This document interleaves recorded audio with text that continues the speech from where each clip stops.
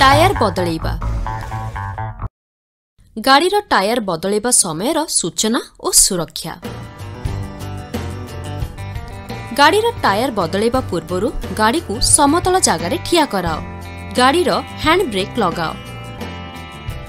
गाड़ी को गियर रे रख। गाड़ी न गड़िबा पाई गाड़ी अन्य टायर दुई पटे इटा बा पत्थर रखिदियो। टायर बदलैबा पाई आवश्यक उपकरण हाइड्रोलिक जैक, टामी, स्टेपिनी बा स्पेयर टायर, लॉग रेंज बा व्हील नट स्पैनर, एक्सटेंशन पाइप। प्रक्रिया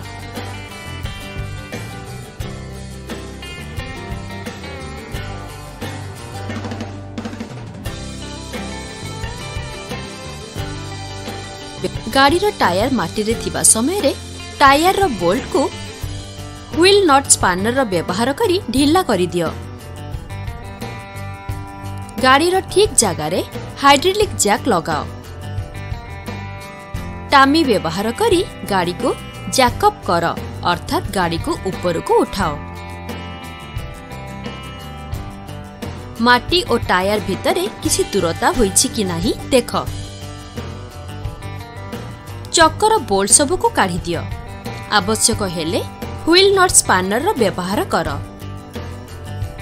जेउ टायर बदलैबा कथा ताहा को काढ़ी दियो और नुआ टायर आनी हब फ्लैंज उपरे लगाओ। स्टड उपरे बोल्ट लगेई टायर को हब उपरे लगेई दियो। व्हील नट स्पैनर व्यवहार करी गोटिए गोटिए करी बोल्ट गुडी को टाइट कर। चक को बुले चेक कर कि सबू ठीक अछि कि नहीं। हाइड्रोलिक जैक काढ़िबा समय रे टामी को ओलटा दिगरे बुलाओ और हाइड्रोलिक जैक को तल को कर। यहाँ परे यह को काढ़ी गाड़ी पाखरे रखी दियो।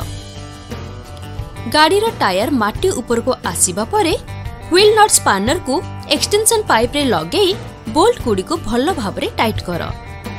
एक्सटेंशन पाइप व्यवहार करी बोल्ट को टाइट कले अधिक कष्ट करिबा को पड़े नाही और यह द्वारा टायर रो माटी उपरे हेबा को थिबा अलाइनमेंट ठीक करिबा सहज हुए।